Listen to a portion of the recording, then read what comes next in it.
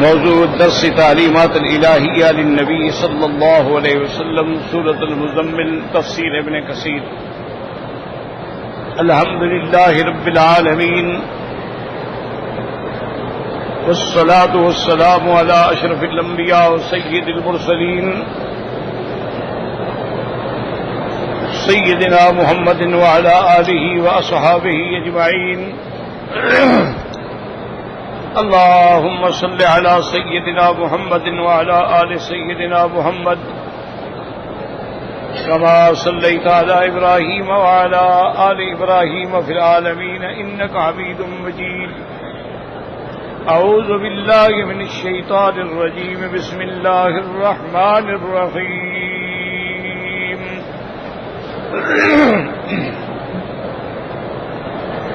يا أيها المزمل قم الليل إلا قليلا نصفه أو انقص منه قليلا أو زد عليه ورتل القرآن ترتيلا إنا سنلقي عليك قولا ثقيلا إن ناشئة الليل هي أشد وطئا وأقوم قيلا إن لك في النهار سبحا طويلا واذكر اسم ربك وتبتل إليه تبتيلا رب المشرق والمغرب لا إله إلا هو رب المشرق والمغرب لا إله إلا هو فاتخذه وكيلا۔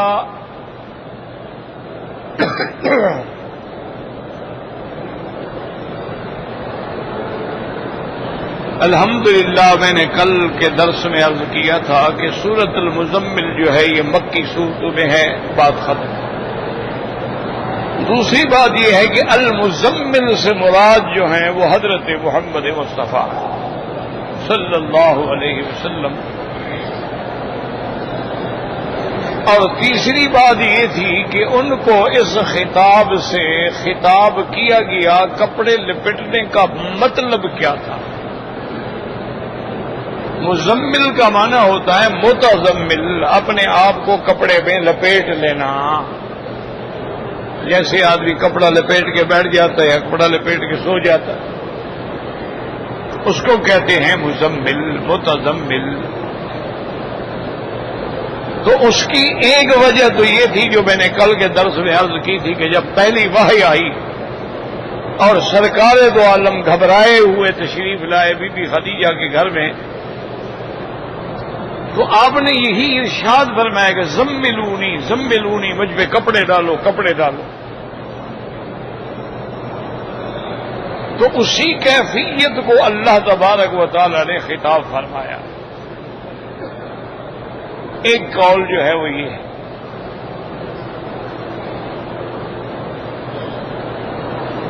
اور دوسرا قول اس میں علماء نے یہ فرمایا ہے کہ حضور صلی اللہ علیہ وسلم کو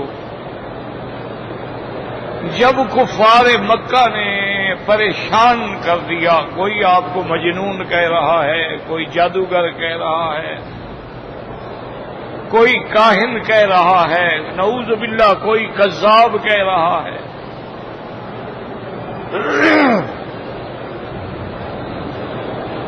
تو اس وجہ سے حضور اتنے غمگین ہوئے کہ آپ کپڑا لپیٹ کے لیٹ گئے۔ جیسے آدمی غمگین ہو تو ایسے کرتا ہے کہ کپڑے لپیٹ کے سر جھکا کے بیٹھ جاتا ہے۔ تو اس پریشانی میں جو آپ نے کپڑے لپیٹے، اس کیفیت کو اللہ نے مخاطب فرمایا کہ یا ایھا المزمل، اے کپڑے میں لپٹنے والے۔ یہ دوسری وجہ۔ تیسری وجہ علماء نے یہ لکھی ہے کہ ایک دن حضور صلی اللہ علیہ وسلم تزملا فی مرد خدیجہ تھا، بی بی خدیجہ کی جو چادر تھی نا اوڑھنے والی، اسی کو لے کے حضور بی بی خدیجہ کے ساتھ ایک ہی چادر میں لیٹ گئے. میاں بیوی لیٹ سکتے، وہ منع بھی نہیں. حتیٰ کہ انسان روزے کی حالت میں بھی اپنی بیوی کے ساتھ لیٹ سکتا ہے. تو وہ جو کیفیت تھی، اس کیفیت کو سامنے رکھ کے اللہ نے فرمایا کہ یا ایھا المزمل، کہ اب آپ اپنے اترو کا حظ نفس کا، اب اپنے نفس کے فائدے کو چھوڑیں، اب اٹھیں، اللہ کی طرف توجہ کریں. تو بعض علماء نے اس کی یہ وجہ بھی لکھی ہے، اور بعض علماء کرام نے، مفسرین عظام نے ایک اور وجہ بھی لکھی ہے. وہ کہتے ہیں مزمل زملہ کا معنی حملہ، کسی بوجھ کا اٹھانا.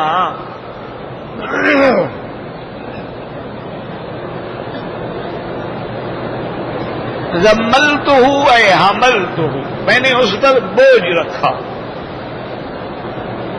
تو بوجھ اٹھانے کو بھی زمل کہا جاتا ہے. تو اللہ نے اسی کیفیت میں خطاب فرمایا کہ اے میرے مدنی، آپ پر تو اتنا بڑا رسالت و نبوت کا بوجھ ہے، آپ لیٹے ہوئے اٹھیں، کھڑے ہو جائیں. تو بعض علماء کرام رحمہم اللہ علیہم اجمعین نے اس کی ایک وجہ جو ہے وہ یہ بھی لکھی ہے. لیکن زیادہ تر رجوع مفسرین کا یہی ہے کہ حضور غم کی وجہ سے، پریشانی کی وجہ سے کپڑے میں لپٹے ہوئے. اور یہ خطاب جو ہے اس کو کہتے ہیں خطاب ملاطفت، یعنی اللہ کے لطف و کرم کا اظہار ہے کہ حضور کے ساتھ اللہ کی کتنا پیار. کیونکہ حضور حبیب ہیں. سیدنا ابراہیم جو ہیں ان کا لقب خلیل اللہ ہے، لیکن میرا مدنی تو حبیب اللہ ہے صلی اللہ علیہ وسلم.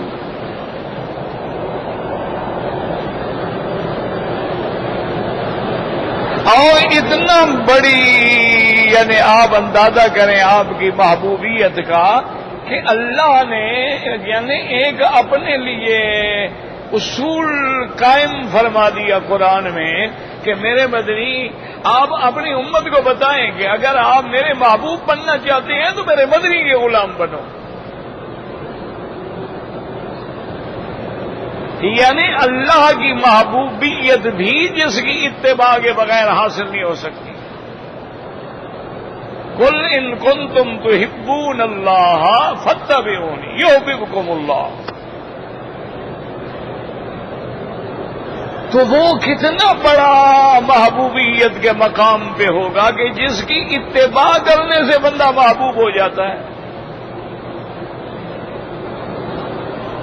صحابہ دیکھیں، تابعین دیکھیں، اولیاء اللہ دیکھیں، یہ سب اللہ کے محبوب کیوں بن گئے کہ یہ متبع تھے حضور محمد مصطفیٰ.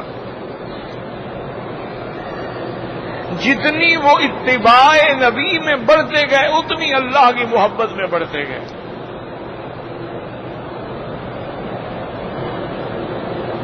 تو اس لیے ہمیشہ یاد رکھیں کہ جماعت کو دیکھنا ہو یا کسی عالم کو دیکھنا ہو یا کسی پیر کو دیکھنا ہو، اس کا علامت کیا ہے؟ یہ دیکھو کہ کتنا بڑا متبع ہے حضور کا. جتنی اتباع زیادہ ہوگی وہ جماعت اللہ کی محبوب ہوگی. جس عالم میں اللہ کی خشیت اور اتباع رسول اکرم زیادہ ہوگی وہ اللہ کا محبوب ہوگا.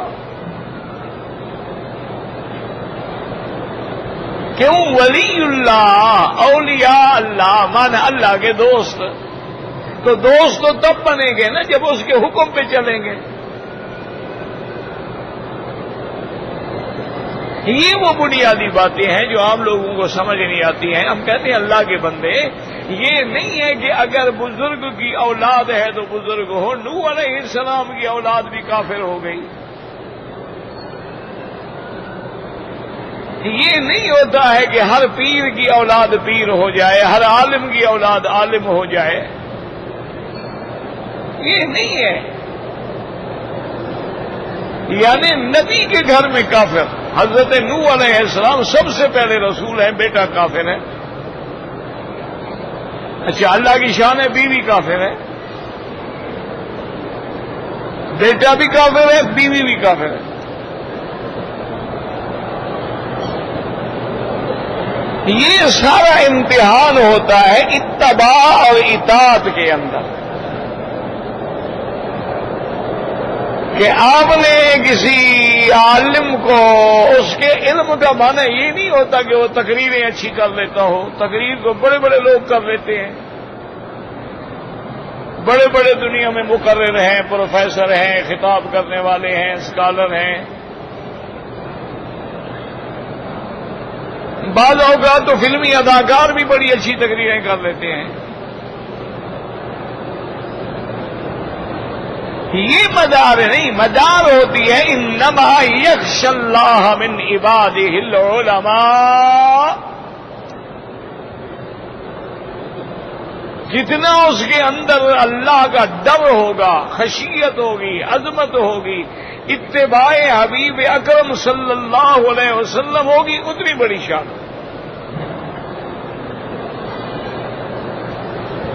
اسی لیے تاریخ میں آتا ہے کہ حضرت نانوتوی رحمت اللہ علیہ، انگریزوں نے آپ کے وارنٹ گرفتاری جاری کر دیے اور صاف ظاہر تھا دشمن تھے کہ بھی سزائے موت ہوگی۔ اس زمانے میں تحریک چل رہی تھی نا، انگریزوں کے خلاف جنگ لڑی جا رہی تھی۔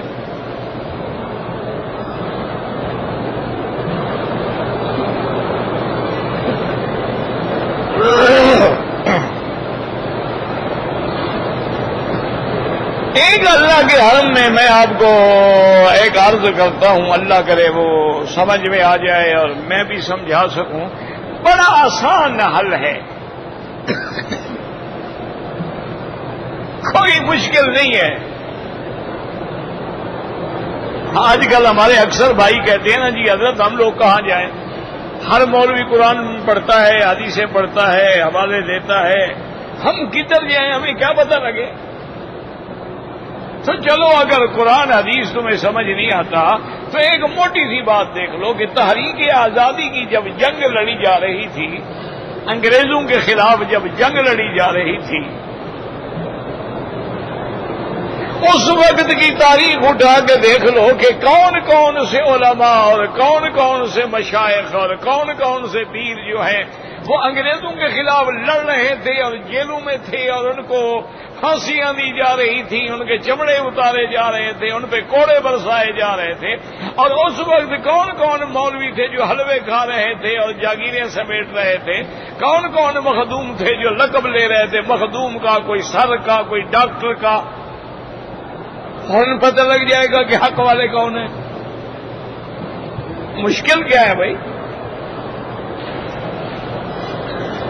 ایک آدمی کفر سے لڑ رہا ہے، ایک آدمی کافروں سے مل کے جاگیریں بنا رہا ہے، تو سیدھی بات ہے، سچی بات میں سمجھ نہیں آتا حق والا کون ہے۔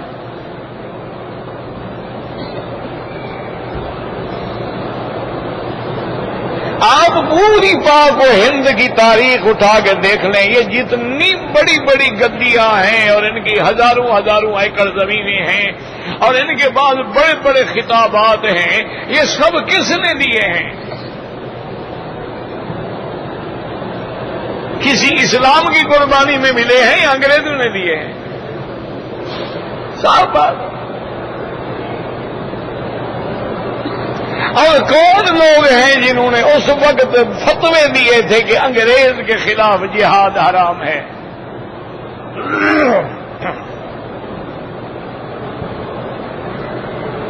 اور کون لوگ تھے جنہوں نے سپاس نامے پیش کیے ہیں وائسرائے ہند کو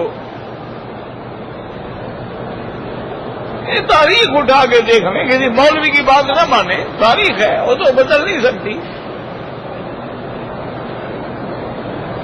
اس کو تو کوئی نہیں بدل سکتا۔ تاریخ اٹھا کے دیکھ رہے ہیں بھی کتنے لوگ ہیں جو جیلوں میں گئے، مار کھائی، پھانسیوں پہ لٹکائے گئے۔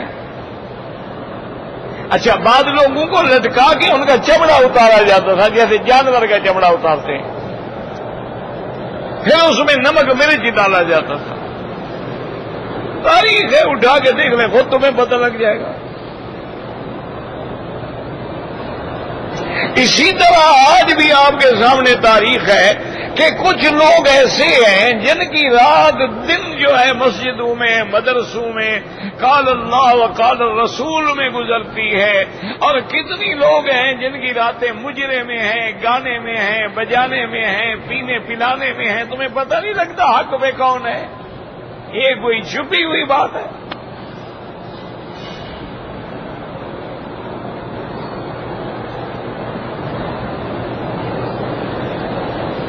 تم اپنی آنکھوں سے ذرا غور کر کے دیکھ لو بھی، عرس شریف منایا جاتا ہے، وہاں گانے والیاں بلائی جاتی ہیں، وہاں سرکس لگائی جاتی ہے، وہاں تھیٹر لگائے جاتے ہیں۔ کیا ان کا ثواب بخشتے ہیں اللہ کے ولی کی روح کو؟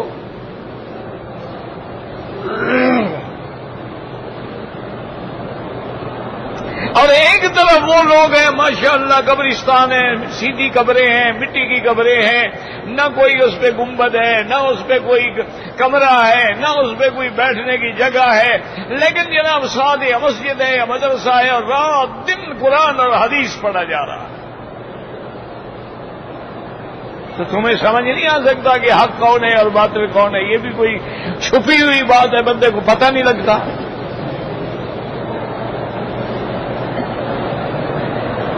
ایک آدمی ہے وہ دعویٰ کرتا ہے جی کہ میں حضور صلی اللہ علیہ وسلم کا عاشق ہوں، کملی والے پہ میری جان بھی قربان، اولاد بھی قربان، مال بھی قربان، حضور کا نام لے کے بھی میں چوم لیتا ہوں، داڑھی نہیں رکھتا۔ ایمان سے کہو یہ منافق ہے یا عاشق ہے؟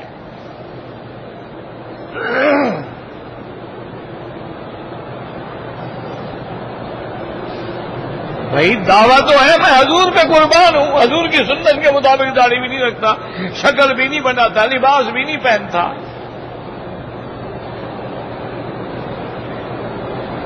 صرف دعویٰ کرنے سے جنت مل جائے گی؟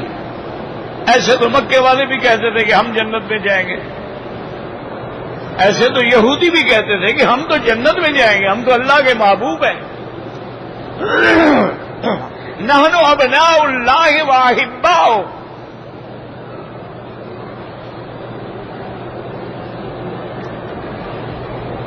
اب اسی سے اندازہ کریں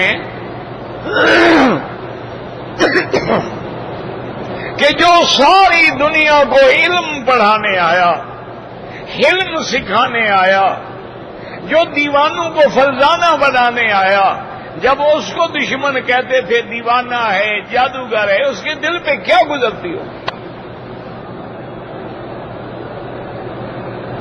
اس لیے یہ خطاب ملاطفت ہے، یہ اظہار کرم ہے کہ اس انداز میں خطاب کیا جائے جس انداز میں محبوب موجود ہے، اسی انداز میں اللہ نے خطاب فرمایا کہ میرے محبوب کپڑے میں لپٹنے والے اب کھڑے ہو جاؤ۔ اس کو کہتے ہیں خطاب ملاطفت، کہ ایسے لطف و کرم کا خطاب ہے کہ یا ایھا المزمل، اور آگے خطاب کے بعد یاد رکھیں اللہ تبارک و تعالی نے اپنے محبوب کو کیا حکم دیا، فرمایا قم اللیل۔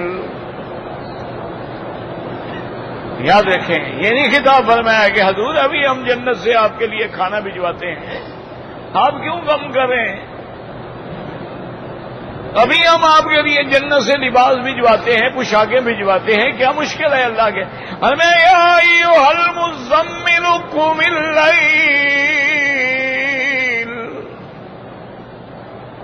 میرا مدنی کھڑے ہو جاؤ رات کو، میرا محبوب بننا ہے تو محبوب بننے والے بستروں پہ نہیں سوتے۔ میرا محبوب بننا ہے تو پھر اس کے لیے تو محنت کی ضرورت ہے. من طلب العلا سہر اللیالی، عرب میں کہتے ہیں محاورات عرب میں کہ جو آدمی بلندیوں پہ پہنچنا چاہتے ہیں وہ راتوں کو جاگتے ہیں.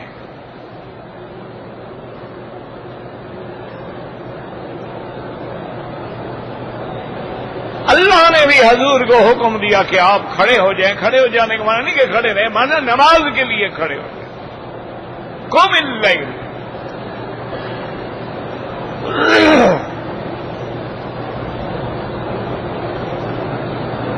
الا قلیلا، یاد رکھو استثناء ہے. اب اس میں دو قول ہیں کہ استثناء عدد اللیل سے ہے یا استثناء زمان اللیل سے ہے. بات کو سمجھیں، اللہ کرے سمجھ آ جائے اور مجھے بھی اللہ سمجھانے کی توفیق دے دے.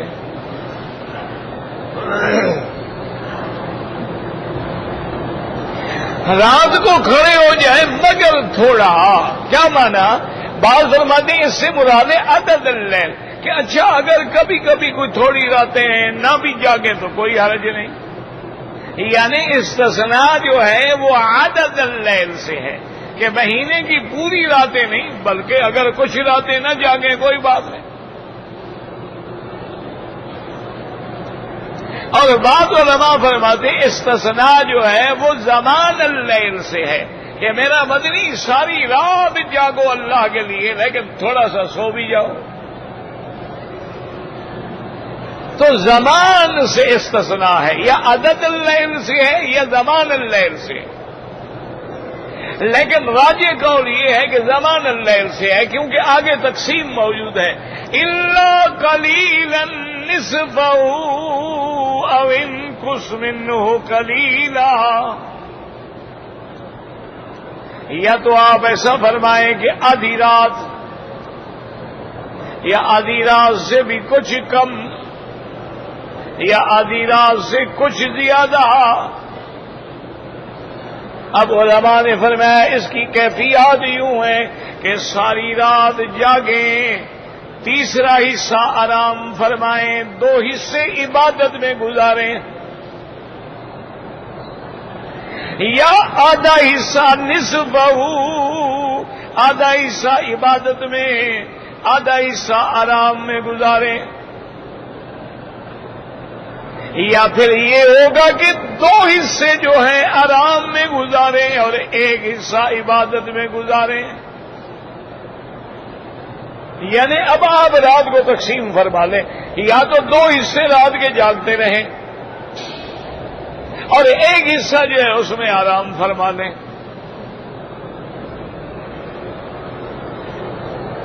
اور دوسرا یہ ہے کہ یا آدھی رات جاگتے رہیں اور آدھی رات آرام فرما لیں،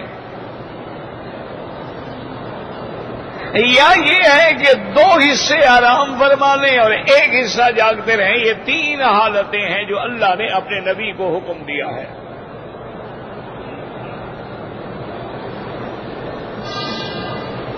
اب یاد رکھیں کہ اس کے اندر بھی علماء کرام کی ابحاث ہیں کہ بھائی بظاہر جو ہے یہ اللہ کی طرف سے حکم ہے، امر ہے حضور کو اٹھیں، قم.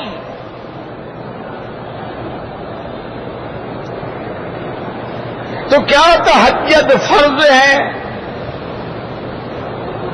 یا تہجد نفل ہے؟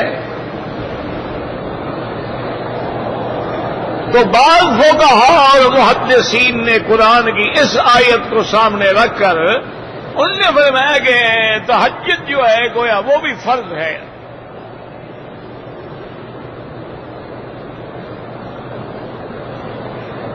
اور بعض علماء فرماتے ہیں کہ بھئی فرض اگر ہوتا تو پھر اللہ اختیار نہ دیتے کہ آدھی رات یا 2 حصے یا 1 حصہ. دیکھیں نا، نماز فجر فرض ہے، عشاء فرض ہے. اب یہ اختیار تو نہیں دیا سکتا کہ مرضی آئے تو 4 رکعت پڑھ لو اور مرضی آئے تو 2 پڑھ لو. فرض ہے تو فرض ہے، اس میں تو کوئی رد و بدل ہو نہیں سکتا نا. اور بعض علماء فرماتے ہیں کہ نفل تہجد جو ہے نہ فرض ہے نہ واجب ہے بلکہ نفل ہے.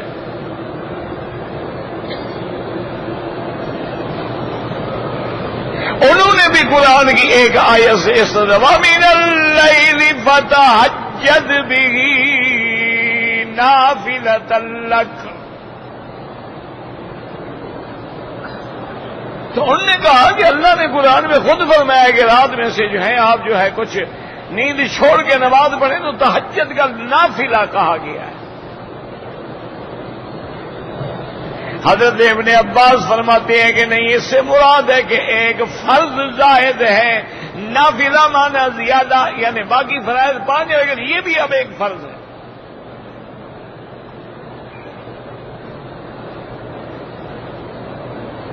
اصل قول جو ہے یاد رکھو یہ ہوتا ہے، مفسرین میں ہمیشہ یاد رکھ لو اختلاف ہوتے ہیں. حضور پاک کے زمانے میں بھی صحابہ میں اختلاف ہو جاتے تھے، تابعین میں بھی اختلاف ہوتے ہیں. وہ اختلاف علمی ہوتے ہیں، وہ اختلاف نہ لڑائی کے لیے ہوتے ہیں نہ فساد کے لیے ہوتے ہیں. فہم ہے، اللہ نے ہر کسی کو اپنی فہم دی ہے.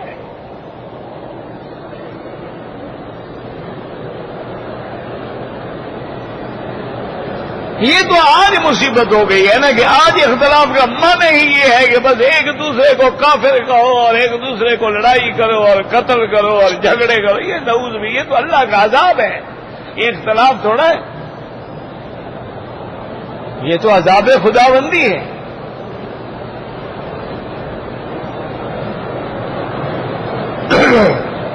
اور محدثین اور فقہاء کا کمال یہ ہوتا تھا، وہ کہتے تھے بھی دیکھیں 2 صحابہ کا قول ہے اور دونوں صحابی ہیں، دونوں صادق ہیں، دونوں سچے ہیں، دونوں محمد مدنی کے غلام ہیں، تو کوشش کرو کہ ان کے اقوال کو جمع کرو.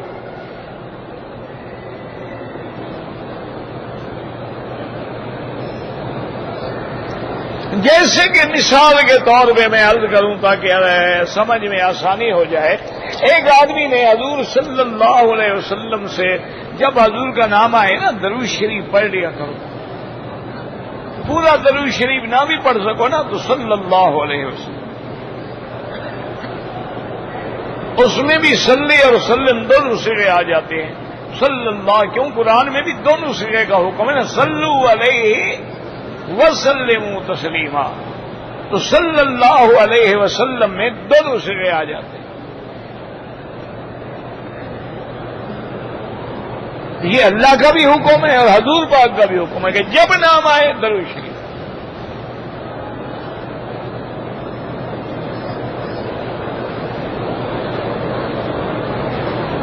اور پھر کتنا بڑا انعام ہے یہ بھی یاد سنا ہے آپ نے کہ نہیں؟ حضور نے فرمایا جو مجھ پہ زیادہ درود بھیجے گا قیامت میں اتنا میرے قریب ہوگا. اس سے بڑا انعام کوئی ہے کہ حضور کے قریب ہوگا جنت میں. اللہ اکبر. ہم نے تو اپنے بزرگوں کو دیکھا ہے ماشاءاللہ 10 پارے قرآن بھی پڑھتے تھے اور 1 لاکھ دفعہ درود شریف بھی پڑھتے تھے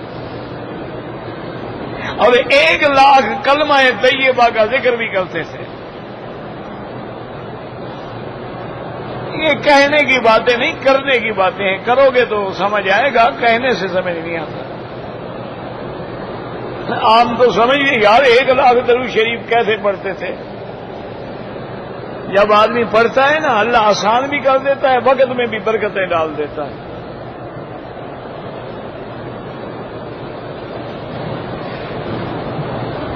اب ایک آدمی نے مدنی سرکار سے صلی اللہ علیہ وسلم سے مسئلہ پوچھا کہ یا رسول اللہ صلی اللہ علیہ وسلم، میں روزے کی حالت میں اپنی بیوی کے ساتھ ایک بستر پہ 1 لحاف 1 چادر کے اندر اکٹھے سو سکتے ہیں؟ آپ نے فرمایا کہ سو سکتے ہیں. چلا گیا، حدیث ہے اور صحیح حدیث ہے. کچھ دنوں کے بعد ایک آدمی آیا، اس نے یہی سوال کیا کہ یا رسول اللہ صلی اللہ علیہ وسلم میں اپنی بیوی کے ساتھ روزے کی حالت میں ایک بستر پہ ایک چادر کے نیچے لیٹ سکتے ہیں؟ انہوں نے فرمایا کہ نہیں۔ اب دیکھیں دو حدیثیں ہو گئی، ایک میں فرمایا لیٹ سکتے ہو اور ایک میں فرمایا کہ نہیں لیٹ سکتے ہو۔ تو اب دشمنوں کے ہاتھ میں تو تیر آ جاتے ہیں، وہ کہتے ہیں جی ہم کیسے حضور کی حدیث مان لیں؟ منکرین حدیث انہی کو پھر بہانہ بناتے ہیں کہ اب دو حدیثیں کیسے ہو سکتی ہیں؟ اس کو کہا کہ لیٹ جاؤ، اس کو کہا کہ نہیں لیٹو۔ اللہ کا نبی دو باتیں کیسے کہہ سکتا ہے؟ لہذا حدیث غلط ہے۔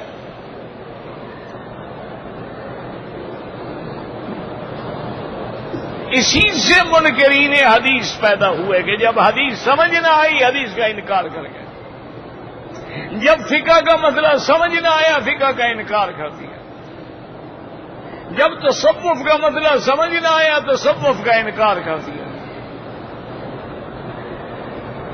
حالانکہ قاعدہ یہ ہوتا ہے کہ بھائی فات البیوت من ابوابہا، کسی کے گھر میں جانا ہے دروازے سے جاؤ، ان علماء سے رجوع کرو۔ اور جو عاشق رسول ہیں، علماء ہیں، فقہاء ہیں، محدثین ہیں، انہوں نے کہا دونوں حدیثیں صحیح ہیں، دونوں فرمان محمد مصطفیٰ ہیں، لیکن جس کو منع فرمایا تھا وہ نوجوان تھا، نوجوان سے خطرہ ہو سکتا ہے کہ جمع کر بیٹھے، اور جس کو اجازت دی تھی وہ بوڑھا آدمی تھا، اس سے کوئی خوف ہی کوئی نہیں تھا۔ اب بڈھی بڈھا دو جو پڑے وہ کیا کر دیں گے بلا؟ وہاں تو کوئی ڈر ہی نہیں ہے، تو پھر ان کو سردی میں مارنے کی کیا ضرورت ہے؟ ان کی اجازت دے دی اکٹھے سو جاؤ، اور جہاں آگ لگنے کا خوف تھا وہاں پر میں مت لیٹو۔ اب دیکھیں دونوں حدیثیں صحیح ہو اور دونوں حدیثوں کا فرمان جو ہے سمجھ آ گیا۔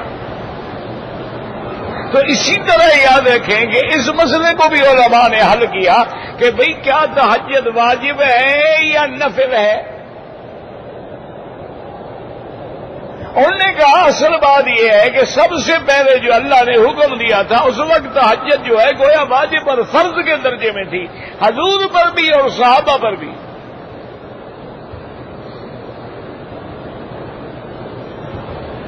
پھر اللہ تبارک و تعالیٰ نے رحم فرما کے رعایت کر دی کہ بھئی اب آدھی رات یا تیسرا حصہ جاگنے کی ضرورت نہیں ہے، فَقْرَؤُوا مَا تَيَسَّرَ مِنَ الْقُرْآنِ، جتنی اللہ توفیق دے تہجد پڑھ لو۔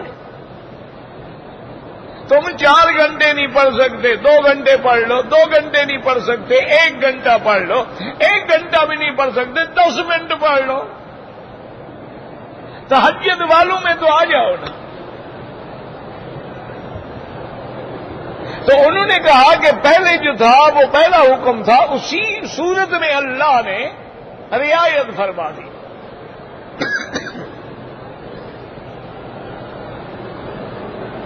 اور بعض علماء نے فرمایا کہ واجب تو پھر بھی رہی لیکن وقت میں رعایت ہو گئی۔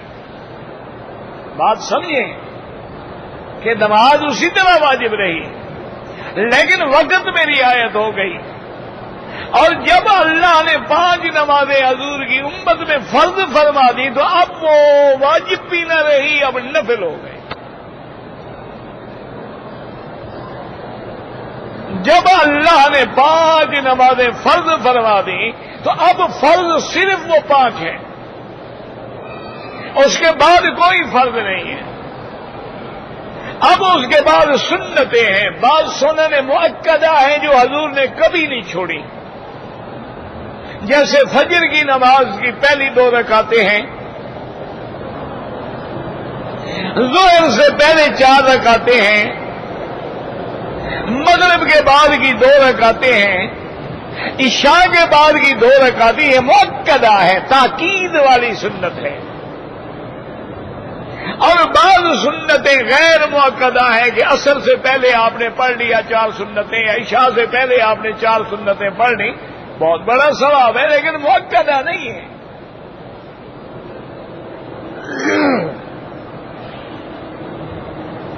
تو اسی سے علماء نے مسئلہ سمجھا دیا کہ بھئی پہلے تہجد جو ہے وہ فرض کے درجے میں تھی اور اس کے لیے اوقات بھی وہی تھے. بعد میں اللہ نے اوقات میں رعایت کر دی اور جب 5 نمازیں فرض ہوئی تو اب وہ فرض ہی نہیں رہے، وہ نفل ہو گئے.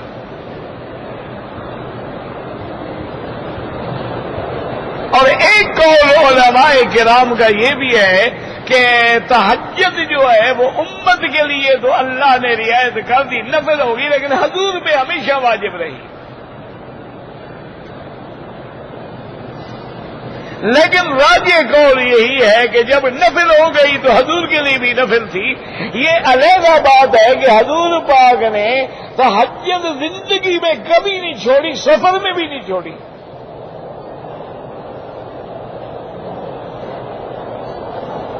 صرف ایک رات ہے جس میں حضور نے تہجد نہیں پڑھی، وہ لیلۃ المزدلفہ ہے کہ جب حج کے دنوں میں حضور عرفات سے واپس آئے اور رات مزدلفہ میں گزاری تو صرف مغرب اور عشاء کی نماز پڑھی، تہجد نہیں پڑھی.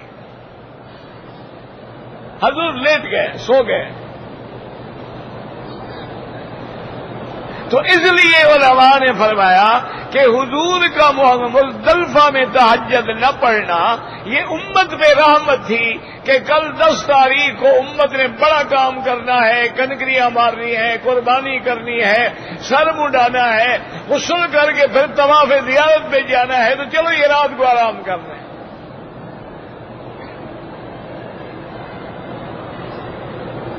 اور جو عاشق ہے نا وہ کہتے ہیں کہ جہاں حضور نے نیند کی ہے نا وہاں سو جانا بھی سنت ہے. اس لیے علماء فرماتے ہیں کہ اللہ اگر حج نصیب کرے تو مزدلفہ میں تھوڑی دیر کے لیے لیٹ جاؤ تاکہ سنت ادا ہو جائے.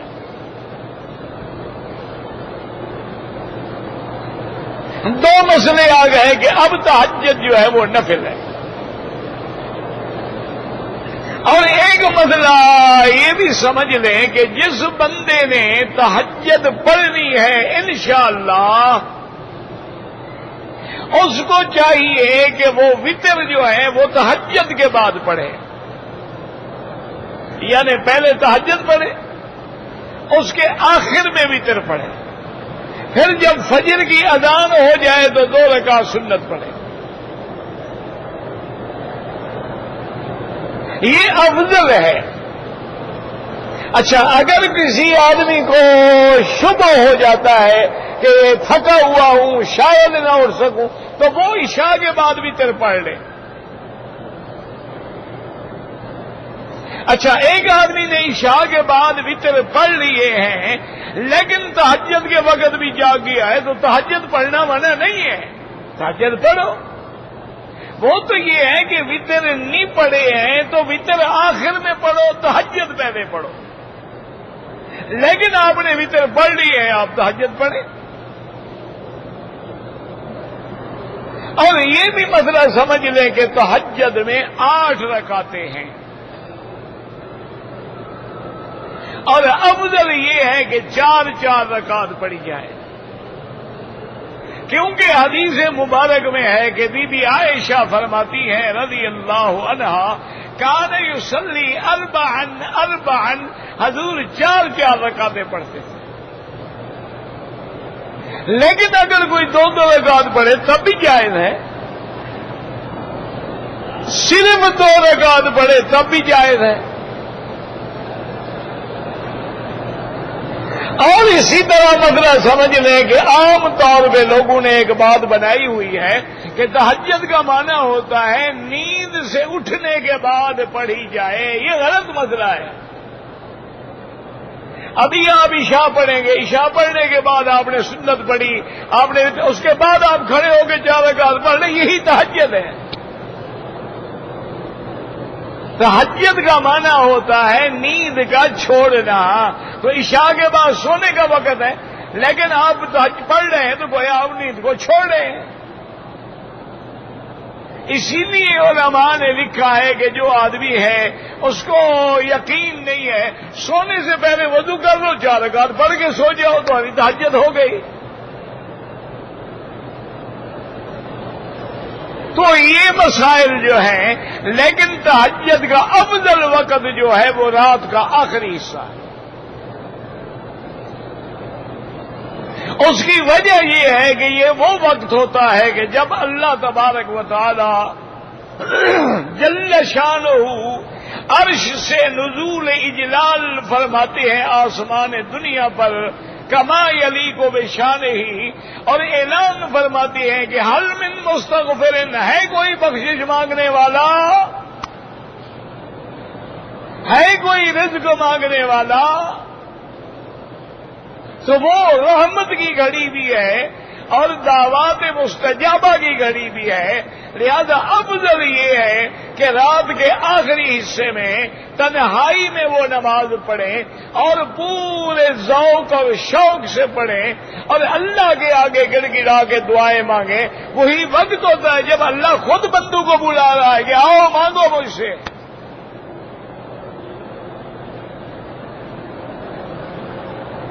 تو لہذا یاد رکھیں کہ تہجد کے لیے یہ احکام ہیں جن کا ذکر یعنی مختصراً میں نے کر دیا ہے۔ اگر زیادہ دیکھنا ہے تو کتب الاحکام میں دیکھیں، فقہ کی کتابوں میں دیکھیں، تو تفسیر میں تو موٹی موٹی باتیں جو ہیں وہ بیان کر دی جاتی ہیں۔ تو اس لیے اللہ نے فرمایا یا ایھا المزمل قم اللیل قم اللیل الا قلیلا نصفہ او انقص منہ قلیلا او زد علیہ ورتل القرآن ترتیلا۔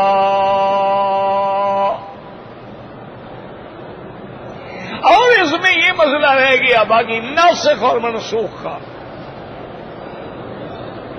کہ اللہ تبارک و تعالیٰ کبھی ایک حکم دینے کے بعد وہ اگر چاہیں تو اس حکم کو ختم بھی کر سکتے ہیں، تو پھر پہلا حکم جو ہے وہ منسوخ ہو جائے گا اور آخری حکم جو ہے وہ ناسخ ہوگا۔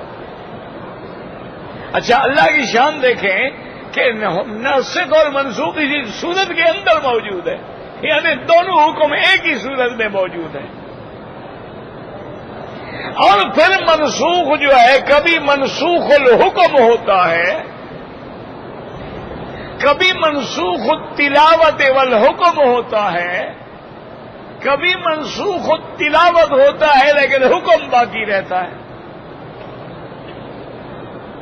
اب دیکھیں اللہ نے حکم دیا تھا نا قم اللیل الا قلیلا نصفہ او انقص، اور آخر میں جا کے کیا فرمایا ان ربک یعلم انک تقوم ادنی من ثلثی اللیل ونصفہ، اسی میں معاف کر دیا۔ تو اب دیکھیں ہم آیات پڑھ رہے ہیں، پہلی آیت منسوخ بھی پڑھ رہے ہیں لیکن حکم منسوخ ہو گیا، یعنی منسوخ الحکم ہے، منسوخ التلاوت نہیں ہے۔ اور کبھی یہ ہوتا ہے کہ منسوخ التلاوت ہے لیکن حکم باقی ہے، جیسے کوئی مرد یا عورت زنا کرے اور دونوں شادی شدہ ہوں، ان کی سزا کیا ہے کہ رجم پتھر مار مار کے مار دو، تو وہاں جو ہے وہ آیت منسوخ التلاوت ہے، الشیخ والشیخۃ اذا زنیا فرجموہما البتۃ نکالا من اللہ، منسوخ التلاوت ہے لیکن حکم باقی ہے۔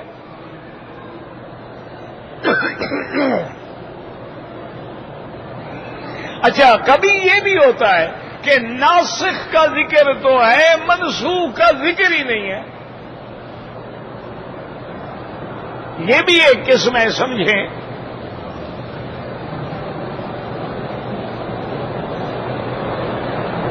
اللہ نے حضور کو حکم دیا تھا فَوَلِّ وَجْهَكَ شَطْرَ الْمَسْجِدِ الْحَرَامِ، اللہ نے حکم دیا نا میرے مدنی اب آپ کعبے کی طرف رخ پھیریں، بیت المقدس کی طرف رخ کرنا چھوڑ دیں۔ تو اب یہ ناسخ تو موجود ہے لیکن بیت المقدس کی طرف رخ کرنے کی آیت تو موجود نہیں ہے۔ سمجھ آ رہی ہے کہ نہیں آ رہی؟ بھائی پہلی کوئی آیت موجود نہیں کہ اللہ نے حکم دیا ہو بیت المقدس سے نماز پڑھو، لیکن جب نسخ کیا گیا تو سمجھ آ گیا کہ پہلے حکم تھا، ورنہ اللہ کے حکم کے بغیر نبی کیسے نماز پڑھ سکتے ہیں؟ تو اب یہ ہے کہ ناسخ کا ذکر موجود ہے لیکن منسوخ کا ذکر موجود نہیں ہے۔ تو انشاءاللہ زندگی باقی تو بات باقی.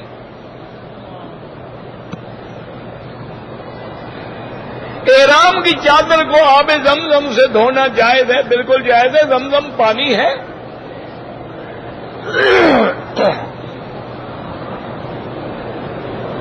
یہ جو مسئلے ہم نے بنا رکھے ہیں نا جی، کفن زمزم سے دھلوا لو تو مردہ بخشا جائے گا، ہو تو ابو جہل ساری زندگی زمزم نہیں پیتا رہا اور جہنم میں پڑا ہوا ہے، وہ تو نہیں بخشا گیا.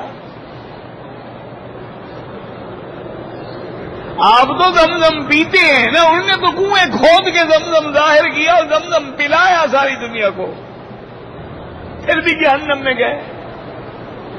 تو یہ دھونا دلانا کوئی جہنم سے نہیں بچا سکتا، وہاں عقیدہ کام آئے گا.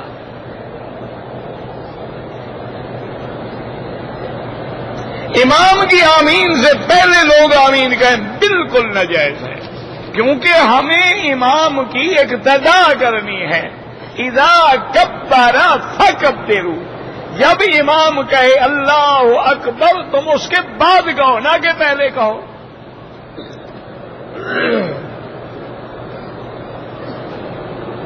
میاں بیوی برابر ہو کے کھڑے ہو جائیں تہجد پڑھنے کے لیے، کوئی بات نہیں، کوئی مسئلہ نہیں. وہ بیوی پیچھے نہیں کھڑی ہونا چاہتی ہوگی نا، مساوات کا زمانہ ہے نا. بس ایک خیال کرنا، بیوی کو آگے نہ کھڑا کر دینا، باقی کوئی حرج نہیں. برابر ہو تو گزارا ہو جائے گا، پیچھے ہو تو گزارا ہو جائے گا. اللہ کے بندے، وہ مسئلہ فرض نماز کا ہے کہ ہم فرض نماز پڑھ رہے ہیں اور عورت بھی فرض نماز پڑھ رہی ہے. اب اگر عورت آگے آ جائے یا برابر آ جائے تو نماز نہیں ہوگی. نفل میں لاکھ دفعہ برابر کھڑی ہے، کوئی فرق نہیں پڑتا.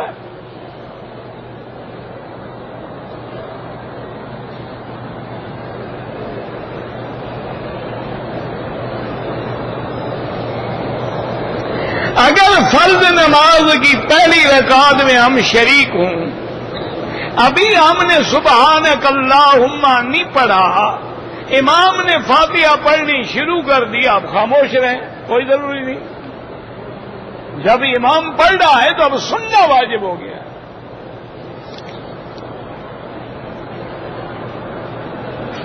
احرام کی حالت میں سر پہ ٹوپی رکھنا جائز ہے. احرام ہے ہی یہ کہ سر ننگا رہے، ٹوپی رکھنے کا کیا مطلب؟ عورت کا چہرے پہ کپڑا نہ ہو، مرد کے سر پہ کپڑا نہ ہو. اچھا، کبھی آپ نے اس مسئلے پہ غور بھی کیا ہے کہ مرد کا حالت احرام میں سر پہ کپڑا نہ ہو اور عورت کے چہرے پہ کپڑا؟ ماشاءاللہ آج کل ہمارے مرد عورتیں دونوں احرام میں ہیں. مردوں کے سر پہ بھی کپڑا نہیں، عورتوں کے چہرے پہ بھی کپڑا نہیں. یہ ہر وقت احرام میں ہے بیچارے. انا للہ و انا الیہ. یاد رکھو، مرد کے سر پہ کپڑا نہ ہو، پہلے ہوگا تو اتارو گے نا. اگر ہے ہی نہیں تو پھر حکم کس کو دیا گیا ہے؟ عورت کے چہرے پہ کپڑا نہ ہو، مانا احرام کے بغیر تو کپڑا ہونا چاہیے نا. احرام میں تب اترے گا نا، تم نے تو ہمیشہ کے لیے اتار دیا ہے.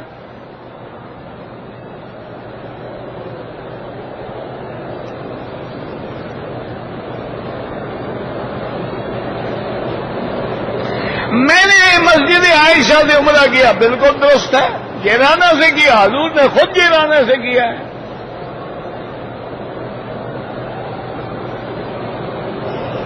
اگر آپ نے عمرہ کیا ہے شوال میں اور حج بدل ہے، بالکل حج بدل کرو، کوئی منع نہیں.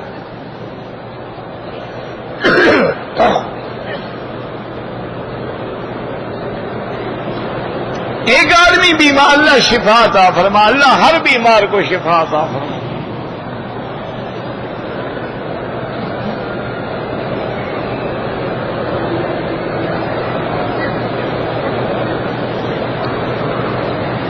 میرا بھائی، گزارش یہ ہے کہ احناف کے نزدیک جنازے میں پہلی تکبیر کے بعد ثنا ہے،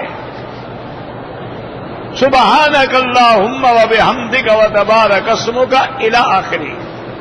دوسری رکعت میں درود شریف اور تیسری میں دعا. اور یہ بھی حدیث موطا امام محمد میں موجود ہے. اور حنابلہ رحمہ اللہ اور امام شافعی رحمہ اللہ کے نزدیک پہلی تکبیر کے بعد فاتحہ ہے، پھر درود ہے، پھر دعا ہے. جنازہ دونوں کا ٹھیک ہے، کوئی جو حدیث جب موجود ہے جھگڑا ہی نہیں.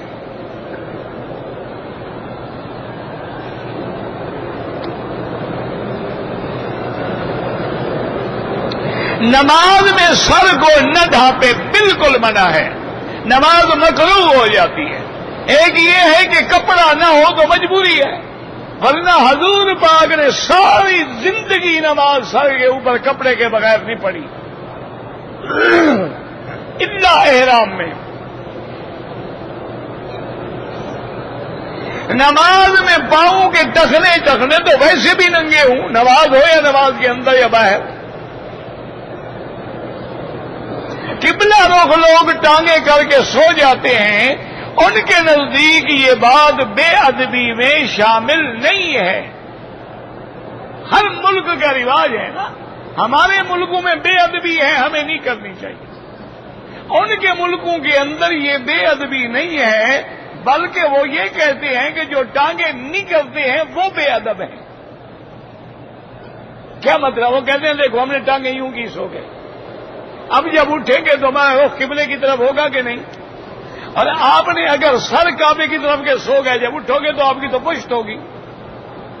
وہ کہتے ہیں بے ادب تو یہ ہے، ہم تو بے ادب نہیں ہیں. سمجھ آیا مسئلہ کہ نہیں سمجھ آیا؟ دیکھو نا اب یوں بیٹھے میں سو گیا، اب میں اٹھوں گا تو میرا رخ کعبے کی طرف ہوگا، اور اگر سر کعبے کی طرف ہوگا اٹھیں گے تو پھر پشت ہوگی. بہرحال جن کے نزدیک یہ بے ادبی ہے وہ نہ کریں. جن ملکوں میں یہ بے ادبی میں شامل ہی نہیں تو وہ تو بے ادبی سمجھتے نہیں بیچارے.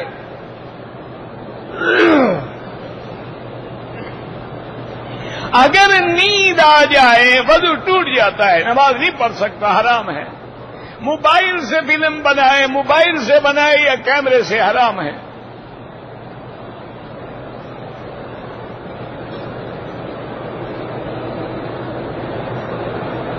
ایک آدمی نے اپنی بیوی کو 1 طلاق دی، رجوع کر لیا، 1 سال کے بعد پھر 2 طلاقیں دے دی، اب کام پکا ہو گیا، 3 ہو گئی، جان چھوٹ گئی ہمیشہ کے لیے. اب رجوع نہیں کر سکتا. اگر عمرہ کرنے کے بعد کوئی آدمی اپنے ہاتھ سے سیفٹی سے سر موڑ لے، بالکل جائز ہے. اگر میں اس نیت سے طواف کروں کہ یا اللہ تیرے گھر کا طواف ہے اور میری مشکل حل کر مجھے نوکری مل جائے، بالکل ٹھیک ہے، یہی تو حکم ہے کہ یا پریشانی ہو نماز پکڑو، تو طواف بھی نماز کے حکم میں ہے.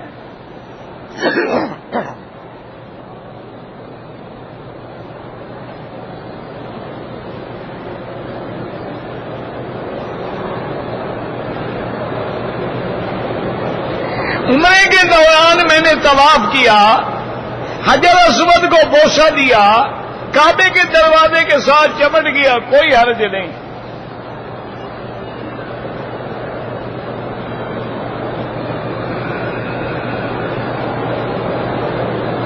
چند بال کٹوانے کے بعد حلال نہیں ہوتا، پورا اس طرح پھلواؤ یا چوتھا حصہ بال کٹ جائے.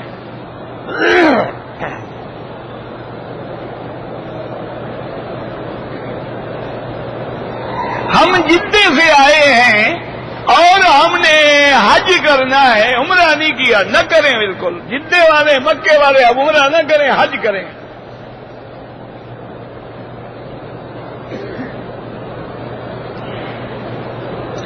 ایک آدمی نے جدے اپنے گھر سے احرام باندھا، ٹیکسی نہیں ملی، احرام کھول دیا، بعد میں مکہ آیا، مسجد عائشہ سے احرام باندھ کے عمرہ کیا. دم دیکھو نا، جو پہلا احرام کھول دیا اسی دن آیا یا کئی دن کے بعد آیا؟ اگر اسی دن آگے مسجد عائشہ سے پھر احرام باندھ لیا کوئی دم نہیں، لیکن کئی دن گزر گئے، دم ہے.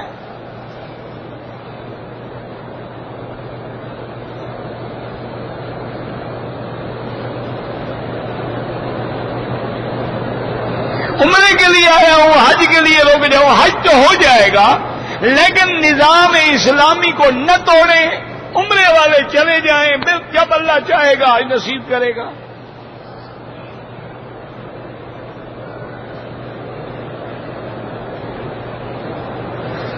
شوال میں عمرہ کیا ہے، پہلے حج نہیں کیا، عمرے کرنے سے حج فرض نہیں ہوتا۔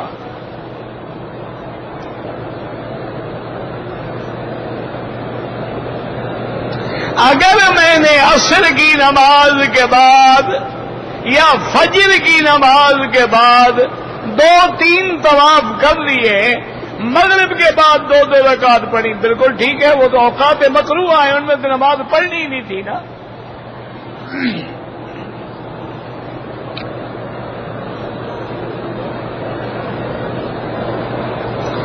مردوں کے آگے عورتوں کی صف ہے، فرض نماز میں نماز نہیں ہوتی۔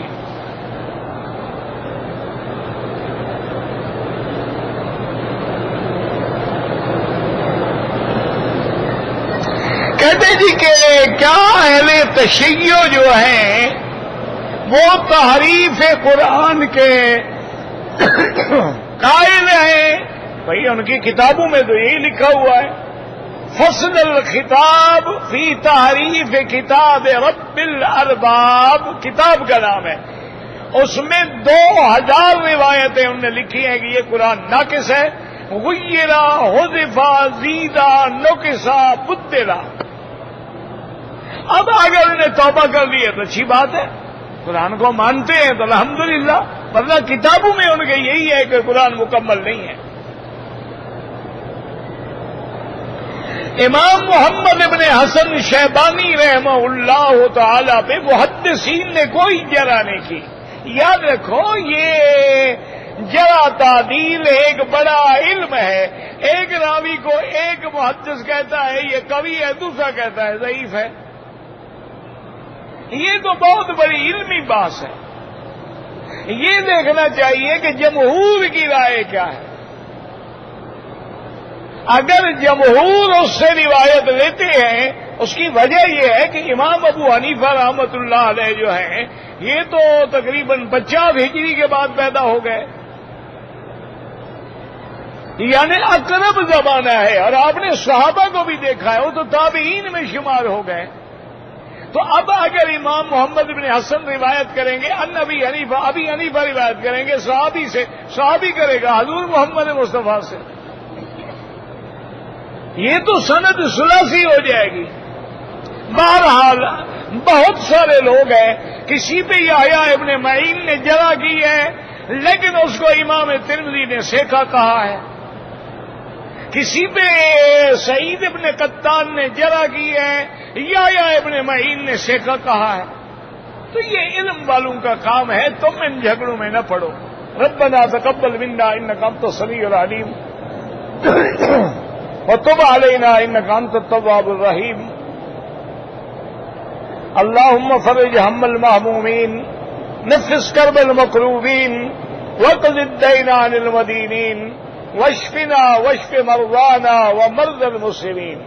اللهم انصر الإسلام والمسلمين، اللهم انصر الإسلام والمسلمين، اللهم أذل الشرك والمشركين، اللهم انصر المجاهدين في كل مكان، اللهم احفظ سائر بلاد المسلمين وهذا البلد الأمين واجعلها آمنا مطمئنا سخاء رخاء إلى يوم الدين۔ یا اللہ عالم اسلام کی عزت کا فیصلہ فرما، یا اللہ بیماروں کو شفا عطا فرما، بے حیاؤں کو حیا عطا فرما، بے دینوں کو دین عطا فرما، بے اولادوں کو اولاد عطا فرما، یا اللہ ہمیں مانگنا نہیں آتا بغیر مانگے عطا فرما۔